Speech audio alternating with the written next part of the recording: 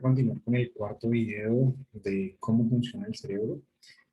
Hemos venido desarrollando puntos sobre la neurobiología. Ahorita estamos hablando del desarrollo, como llamamos. Y en este momento llegamos a los escenarios del desarrollo del sistema nervioso.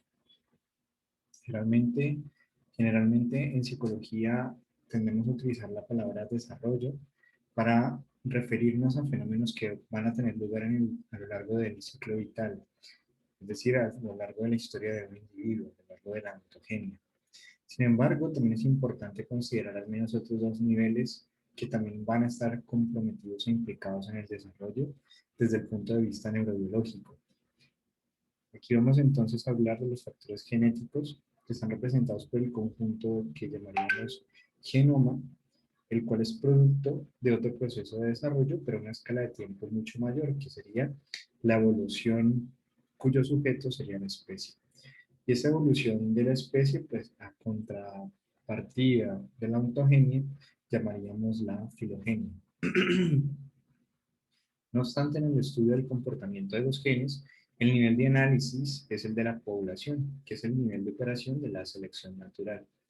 Aquí pues recordar un poco Darwin y lo que tiene que ver con el gen egoísta un poco, de cómo se seleccionan los genes que posibilitan una mayor adaptación al organismo. Hay un curso de, digamos, de eventos que son críticos en el desarrollo del cerebro humano. Entonces, estos, digamos, periodos, nosotros vamos a tener la línea de tiempo que tenemos aquí en semanas, posteriormente en meses y luego en años, y cómo aparece desde la concepción, en un inicio, un proceso de neurulación, de neurogénesis, más o menos entre la quinta semana, 17, 18 semanas aproximadamente, hay un crecimiento máximo, luego se da la sinaptogénesis, es decir, el surgimiento de sinapsis, y una eliminación competitiva, selectiva, de aquellas sinapsis que no se utilizan. Recordemos que la sinapsis, cuando se repite, estaríamos estableciendo un orden, un patrón. Y ese patrón, pues si no se utiliza, si no se pone en la experiencia, se olvida. Entonces habría una eliminación competitiva en términos de conservar aquello que se utiliza y aquello que por rutas que no son efectivas, que no son utilizadas con regularidad porque no son efectivas, pues van a ser eliminadas. Se da la migración desde la zona ventricular, una muerte celular programada, una mielinización y arborización dendrítica y axonal. El proceso de mielinización es uno de los más importantes porque nos permite entender un poco el curso del desarrollo. Este curso del desarrollo, la mielinización, es básicamente el recubrimiento del axón por la mielina, que lo que en últimas estaría diciéndonos es qué tan veloz, qué tan rápido, qué tan eficiente puede ser el procesamiento de la información, la comunicación de la información. Entonces, este proceso de mielinización sucede a lo largo del desarrollo, a lo largo de la vida.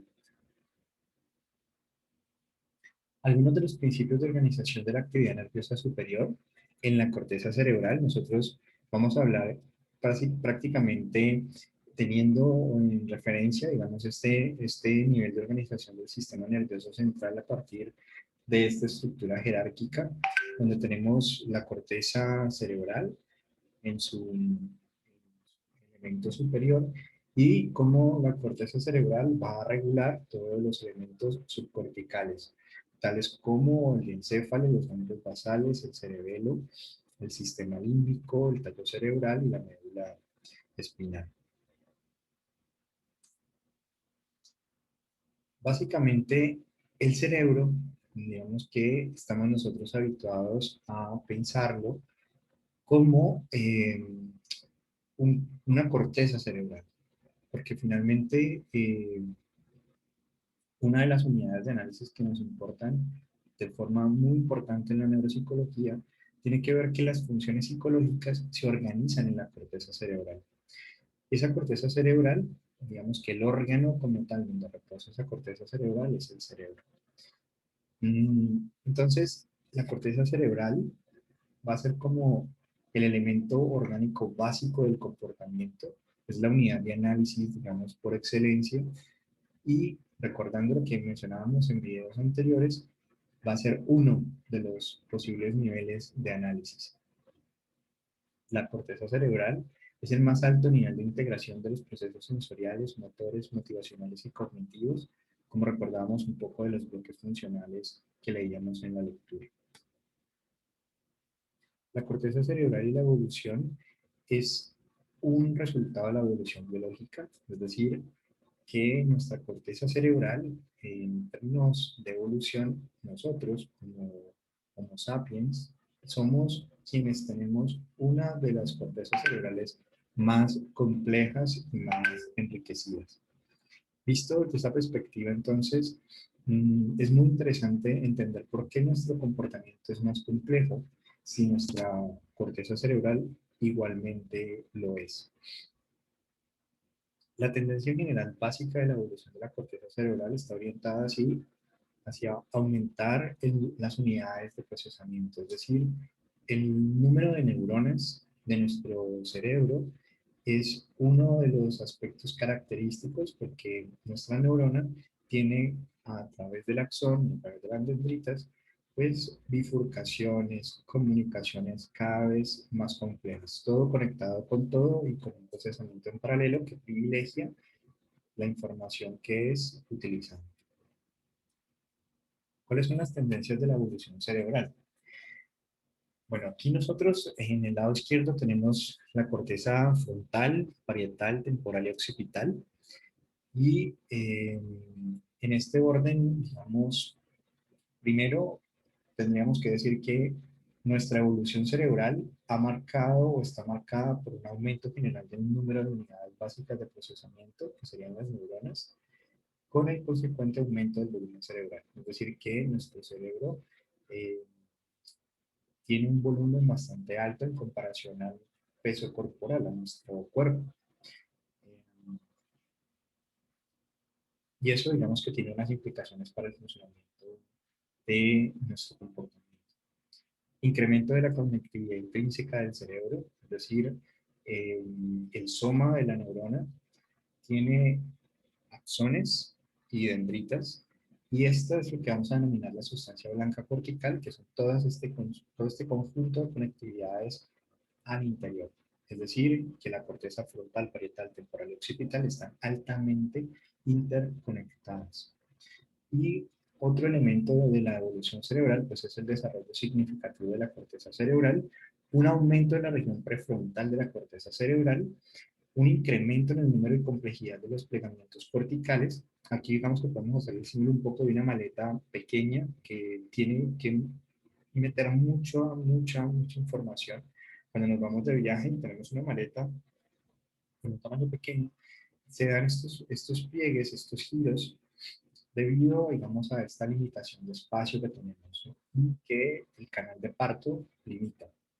El desarrollo de la asimetría cerebral también es una de las características de la evolución cerebral, es decir, este límite de espacio pues ha llevado a que tengamos una asimetría cerebral. ¿Eso qué significa? Que el hemisferio izquierdo se encarga de funciones específicas y el hemisferio derecho complementa esas funciones específicas, es decir, que la función eh, se garantiza sobre el trabajo del sistema cerebral en conjunto, pero ese sistema cerebral en conjunto es asimétrico. ¿Qué significa que es asimétrico? Que es desigual. Es decir, lo que pasa en el hemisferio izquierdo tiene una especificidad diferente a la del hemisferio derecho.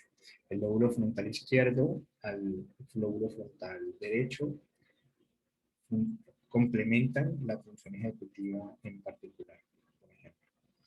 Tendencia a la evolución conservadora.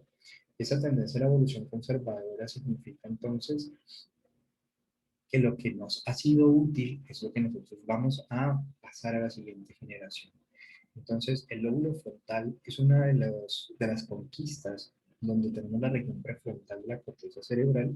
Esta región prefrontal vamos a conservarla, vamos a tender a mantenerla, vamos a no improvisar. porque nos ha dado buenos resultados. Aquí vemos una imagen donde nos pueden empezar a mostrar todos los pasos de cómo hemos ido evolucionando en términos de millones de años. El Homo sapiens sapiens, que es nosotros, el hombre moderno, seríamos el L, y cómo tenemos desde el Anthropoides, que sería el chimpancé moderno, hasta el Australopithecus afarensis, unos 2.6 millones de.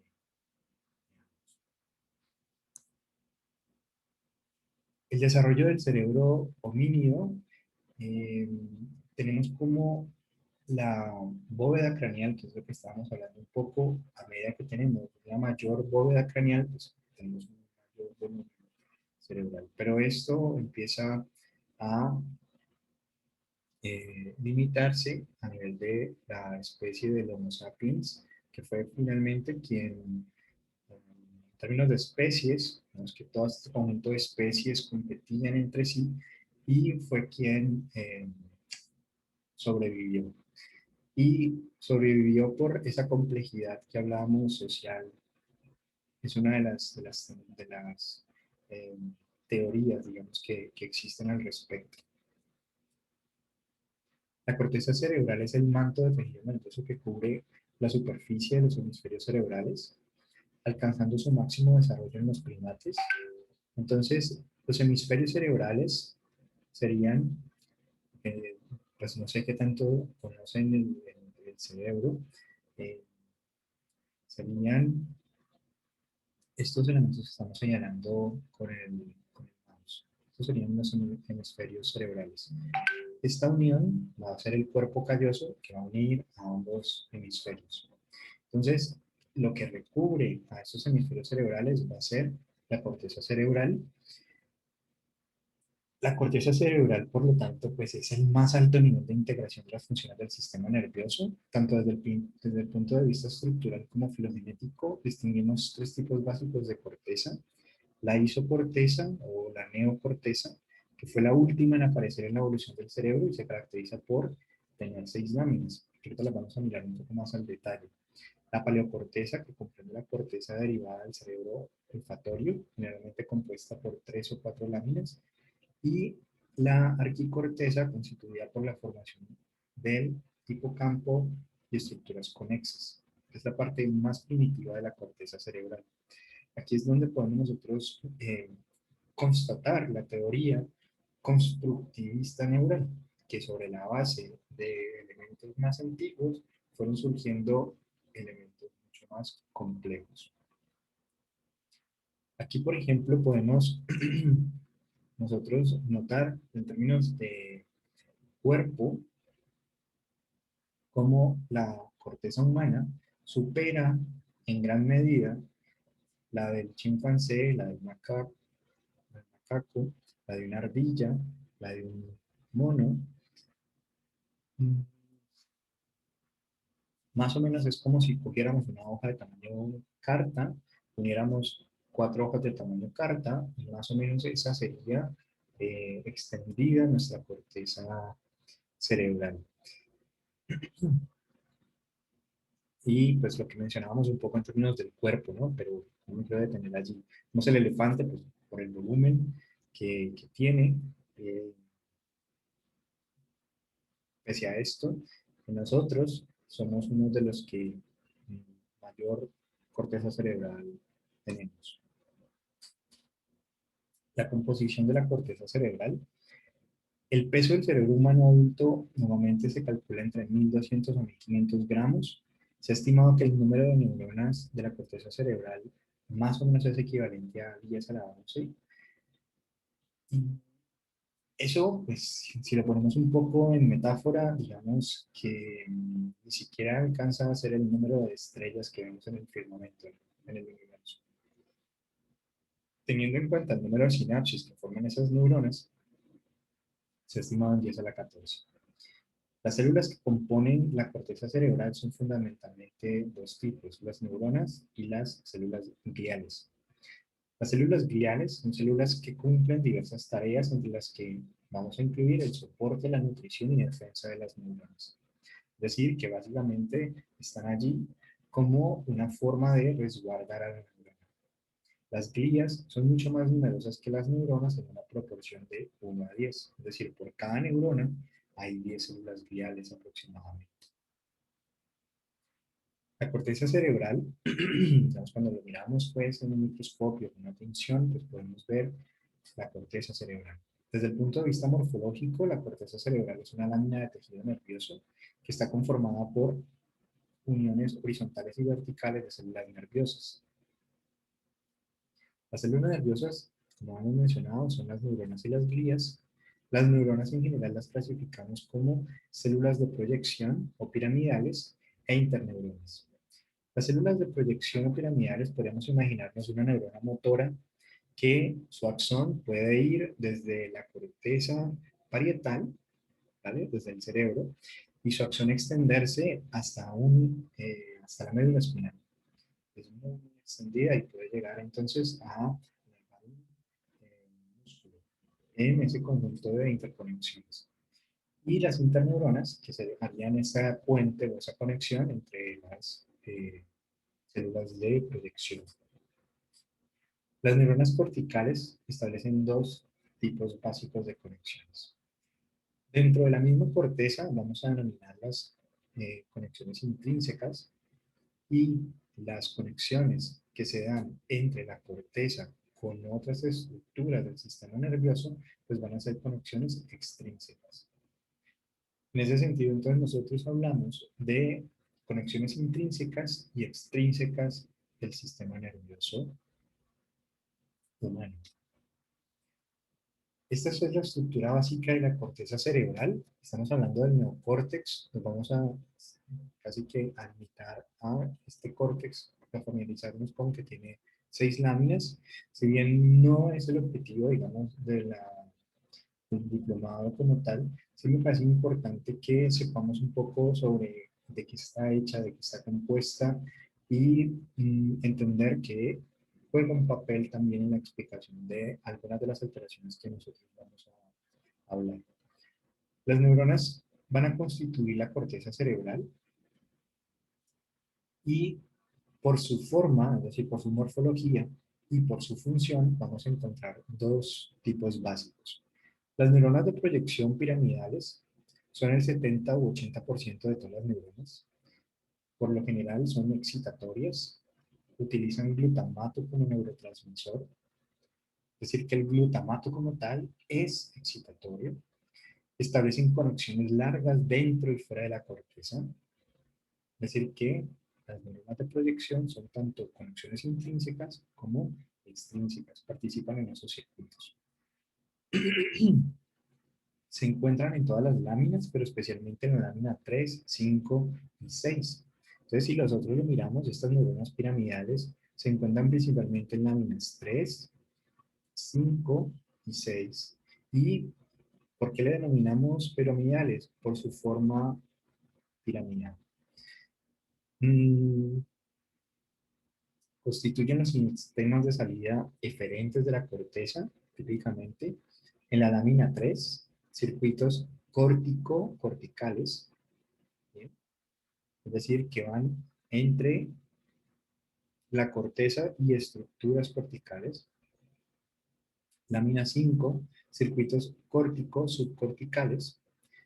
Y lámina 6, circuito córtico-talámico-corticales. Entonces, en últimas, este es un sistema de procesamiento de información, es una unidad. Este módulo de información, digamos que a nivel de la lámina 3, sirve para conectarse a nivel de la corteza cerebral a nivel interior. Es decir, que aquí podríamos lámina 3 del lóbulo frontal con lámina 3 del lóbulo parietal, ¿vale? Dentro.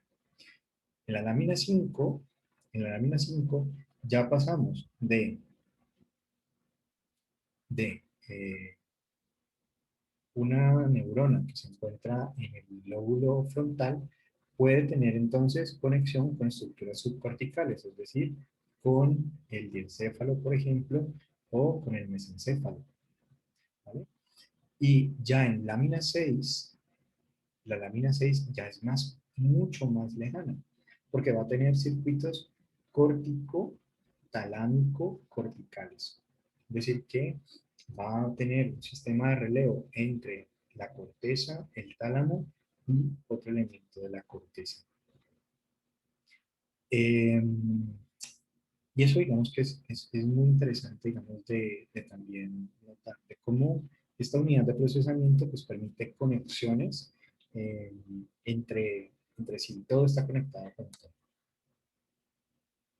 Las neuronas piramidales de la corteza cerebral. La neurona, como proyección piramidal, digamos que tenemos, pues, como para que nos familiaricemos un poco, lo que denominaríamos la sustancia blanca siempre será, digamos que los axones de la neurona. Entonces, el soma de la neurona, la dendrita apical, la apical es porque está en la parte superior, las dendritas basales porque están en la base, el axón, ¿bien? Eso normalmente es más largo, las espinas dendríticas, el penacho terminal, nuevamente aquí se ubicará una otra neurona y seguirá el circuito de conexión. El segmento inicial del axón y los colaterales axónicos.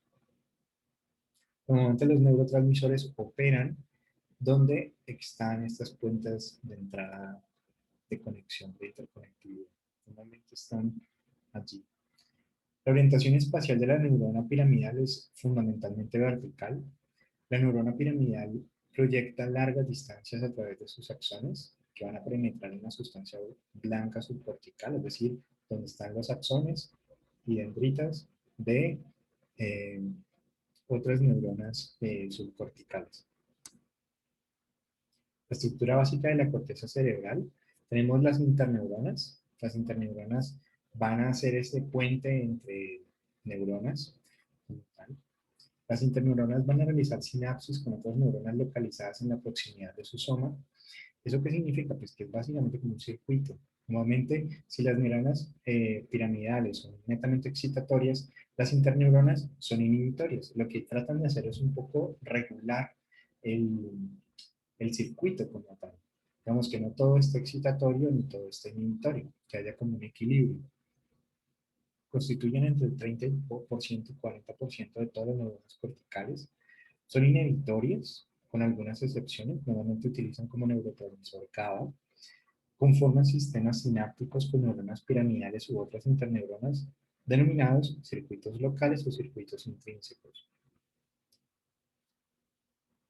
Pues aquí, digamos, en las interneuronas, pues tenemos las más populares, es la neurona que es tipo candelabro, chandelier. Esta neurona, pues se le denomina, casi todas reciben nombre por su forma, así como el coronavirus un poco que tiene su nombre debido a la corona que tiene. Bueno, el esquema y la morfología de las principales interneuronas corticales son las neuronas bipolares, así que un polo reciben por ambos lados. Las neuronas de Cajal Rexus, que fueron descubiertas por Cajal. Neurogliomas, doble Buquet, las células en cesta, las de Chandelier y las de Martinati.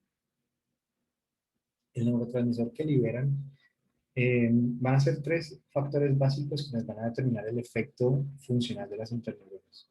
Entonces, aquí digamos que empezamos a ver que se nombra la estructura y la función. Entonces, vimos cómo está la estructura un poco de la neurona, de la interneurona, y cómo reciben su nombre un poco también por su forma, por su morfología. Pero la función, es decir, qué es lo que hacen con esa estructura, eh, va a depender de tres factores básicos. Uno es el neurotransmisor que liberan en la sinapsis. Ese neurotransmisor puede tener funciones excitatorias o inhibitorias, las características diferenciales de la morfología celular. Por ejemplo, en el Alzheimer, las células de Chandelier, eh, perdón, en la esquizofrenia particularmente, las células de Chandelier, que tienen una función netamente inhibitoria, no funcionan de la misma manera. Entonces el lenguaje es un poco desarticulado, eh, y eso digamos que también es interesante de poder notar o entender un poco desde la explicación que se da desde el funcionamiento cerebral. El otro componente asociado con la función de la interneurona es la localización laminar. Las interneuronas de la corteza cerebral, entonces aquí podemos encontrar las que veíamos esquemáticamente un poco, eh, por ejemplo, bipolares, células en cresta y las de Chandelier las podemos encontrar un poco en cada uno de estos elementos. Y vamos a hablar entonces de cómo entre las neuronas pues, se tejen unos circuitos corticales. Los circuitos corticales son los patrones de conexión típico de la corteza cerebral, que en últimas hablarían de la conectividad. En general se puede afirmar que la función de la corteza cerebral va a ser desarrollada a través de estos circuitos, es decir, recordar el nombre, el recordar qué es lo que me gusta, el saber cómo actuar en determinadas circunstancias, el escribir, el hablar, el recordar la voz de alguien, se aloja a nivel de circuito cortical. Los circuitos corticales se generan como patrones de actividad entre diferentes regiones de dentro y de fuera de la corteza cerebral. Yo les dejo unos videos que pueden descargar, donde al verlos van a ver un poco un viaje, digamos, al interior del sistema nervioso central, donde prácticamente es como si estuviéramos en no solamente la migración celular de la dendrita y cómo cambia fruto del aprendizaje, sino también estos patrones de actividad. Pareciera como si estuviéramos en una tormenta, muchas sinapsis que se tejen entre sí.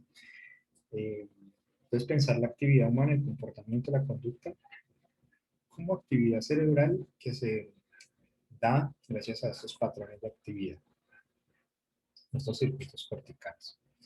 Existen circuitos relativamente fijos, por ejemplo, asociados a las áreas primarias. Las áreas primarias, como decíamos, pues son muy específicas, digamos, en la área primaria visual para ver formas o colores, ¿vale? Sin embargo, la mayoría de los circuitos de la corteza cerebral humana son dinámicos o flexibles o abiertos, es decir, que se van a configurar en función de la necesidad de procesamiento en cada momento. Eso significa, por lo tanto, que eh, este circuito puede cambiar su conectividad. Por ejemplo, esta neurona podría ya no conectarse con esta, sino empezar a conectarse con esta de forma directa. Eso puede pasar. Son más fijos en áreas primarias, pero la regla general es la flexibilidad, fruto del aprendizaje, fruto de la experiencia.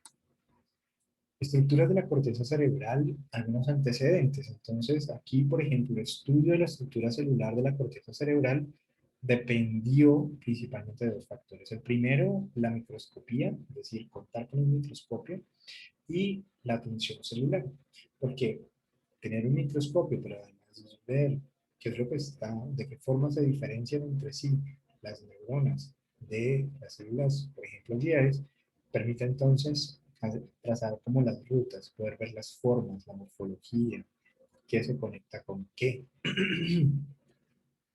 Martín Padilla señala que el uso de diferentes técnicas de atención celular fue el que dio origen a dos escuelas cuyos desarrollos dieron origen a la moderna conceptualización sobre la organización de la corteza cerebral, la escuela alemana y la escuela española. En la alemana tenemos a von Killek, von Unakov y Brodmann, y en la escuela española, que quizás es una de las que más conocemos, pues tenemos a Santiago Ramón y Cajal, a Llorente de No y a Valverde.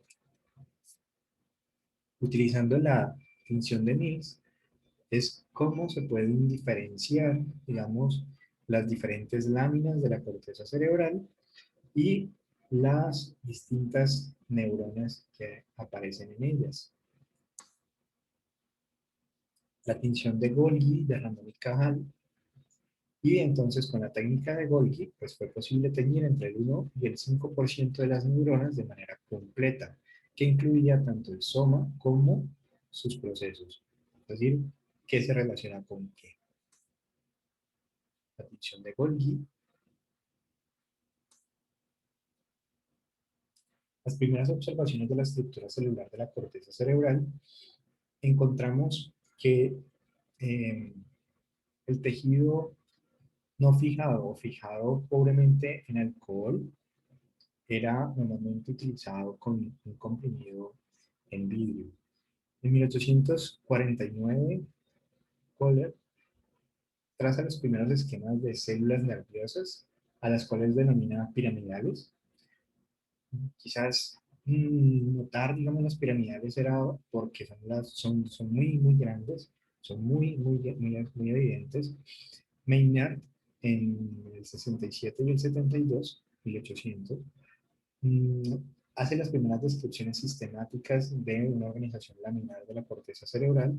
Luego Lewis y Clerk, en 1878, hacen descripciones comparativas de perros, gatos, monos y humanos y proponen el modelo de 6 láminas de organización cortical que actualmente se sigue conservando. Brodmann, pues no sé si a ustedes les tocó aprenderse pues el mapa arquitectónico humano de 52 áreas, donde a través de una nomenclatura numérica pues establece un territorio para cada interconectividad y para cada función. Eh, entonces, Brodmann, digamos que tiene ese aporte aplicando eh, la composición de cada región cortical, entonces, qué neuronas hay en frontales, qué neuronas hay y cómo se conectan ellas. Primeras observaciones de células nerviosas de Von Keller, por ejemplo, estos son sus dibujos, y esta es de Bastien de 1880. Modelo de 6 láminas de la corteza cerebral de Maynard. Y aquí digamos que empezamos a un desarrollo un poco más contemporáneo de 1928. Y entonces empiezan a dar cuenta de diferentes formas de composición que se encuentran en la corteza cerebral humana. Entonces, cada uno de estos elementos, por ejemplo, corteza parietal, en esta parte de aquí, número 1, digamos, tenía una composición completamente agranular, muy fragmentada. Mientras que la número 4, la órbita frontal, tiene una composición mucho más granular, mucho más compacta. Bueno, entonces, ellos empiezan a mostrar cómo hay diferentes composiciones dentro de la corteza cerebral humana.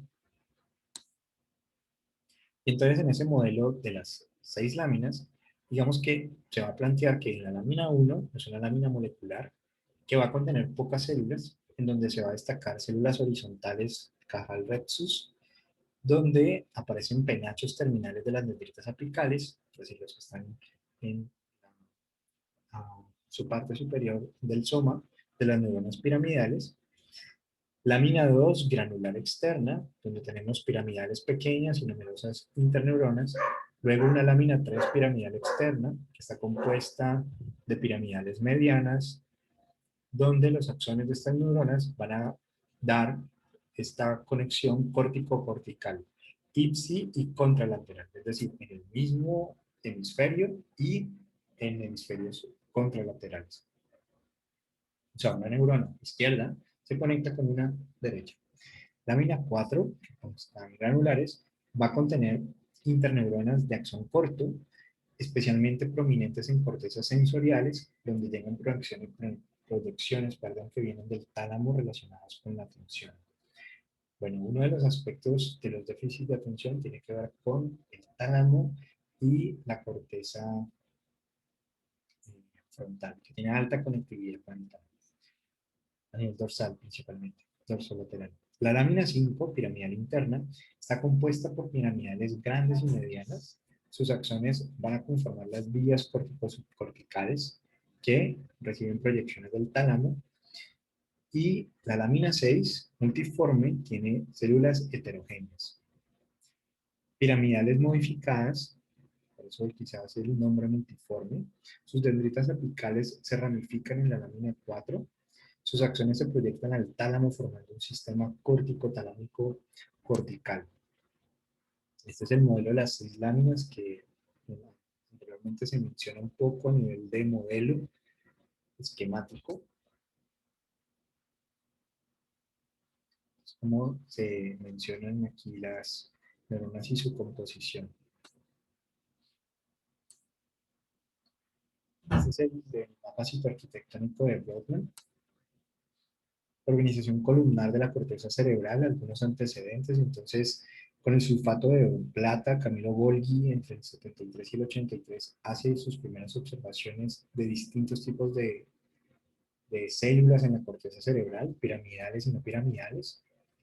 Luego, Santiago, Ramón y Cajal, mediante la técnica de Golgi, va a realizar más completas esas descripciones de la histología del sistema nervioso y va a proponer una teoría neuronal, donde la neurona es la unidad estructural y funcional del sistema nervioso, que esto le vale pues, un reconocimiento de Nobel que es compartido también con Llorente de Nuevo describe en la corteza cerebral cilindros verticales, es decir, unos agrupamientos celulares con conexiones de entrada y de salida como una USB, los cuales propone van a ser la unidad elemental de procesamiento de la corteza cerebral. Estas son las columnas sensoriales detectadas un poco por Castle en 1957, que habla entonces de una trayectoria de varios microelectrodos emplazados en la corteza somatosensorial de macacos, es decir, él introducía electrodos y esos electrodos que estaban de manera perpendicular a la superficie cortical van a reclutar siempre neuronas que respondían a la misma modalidad de estímulo. Entonces él empieza a darse cuenta un poco que cuando se presentaba un estímulo visual, las mismas neuronas eran como las neuronas eléctricas, los electrodos detectan esos cambios eléctricos y cuando se presentaban estímulos visuales, los electrodos de la corteza visual, ¡puf!, se encendían. Y cuando eran estímulos táctiles, los electrodos de la corteza parietal se encendían. Entonces, eso empieza a mostrar un poco estas columnas sensoriales de cómo funciona como un todo eh, este conjunto de datos. Vernon Mountcastle, entre el 57 y el 97, presenta una hipótesis general sobre la organización columnar de la corteza cerebral que está basada en estudios de implementación de electrodos en la corteza cerebral somatosensorial de gatos y primates. Somatosensorial porque es la información del cuerpo, es decir, temperatura, dolor, y los límites de nuestra piel van a estar allí emplazados en la corteza somatosensorial, que normalmente es la corteza parietal. Hubel y Wiesel van a establecer una organización columnar de la corteza primaria de primates, un área 17. Las columnas van a estar, digamos, definidas por la ocularidad y la orientación, por la segregación de inputs que van a proceder del núcleo geniculado lateral del tálamo. Entonces empiezan a identificar que el núcleo genicular del tálamo tiene que ver con el procesamiento de la información visual. Ussel y Van der Loos describieron en roedores redes de neuronas verticalmente orientadas que están en correspondencia uno a uno con bigotes individuales de la cara contralateral. A estas estructuras ellos lo denominaron barriers. Sengakotai va a realizar la caracterización de las columnas corticales en las áreas de asociación que fueron definidas por las proyecciones corticocorticales. Y él propone un modelo general de columnas corticales. Meyer y Keller, un poco más contemporáneos, van a describir la organización columnar en la corteza motora primaria, agrupamientos de neuronas verticalmente dispuestos que se conectan con grupos neuronales específicos de la médula espinal. Este es el modelo de columna cortical de Sematrotay. Entonces tenemos las neuronas piramidales laminares, las piramidales estrelladas y las estrelladas espinosas, como conforman una unidad de procesamiento de la información a lo largo de las diferentes láminas de la corteza cerebral, módulos de procesamiento. Algunas columnas en áreas visuales. Este es un experimento clásico de Uhl y Wiesel, que inyectaron un aminoácido marcado radioactivamente en el ojo derecho de un monorexus anestesiado, y el aminoácido vía cuerpo geniculado lateral del tálamo se expresó en la corteza visual primaria, formando columnas, como se muestra en esta micrografía de la derecha. Es decir, que la información visual llega a el tálamo por vía cuerpo geniculado lateral, y al llegar a la corteza visual primaria forma una columna. Entonces da pie o da piso como esta idea del funcionamiento, al menos a nivel sensorial, de columnas, de módulos interconectados entre sí. Voy a dejar hasta aquí para que sigamos en un siguiente video.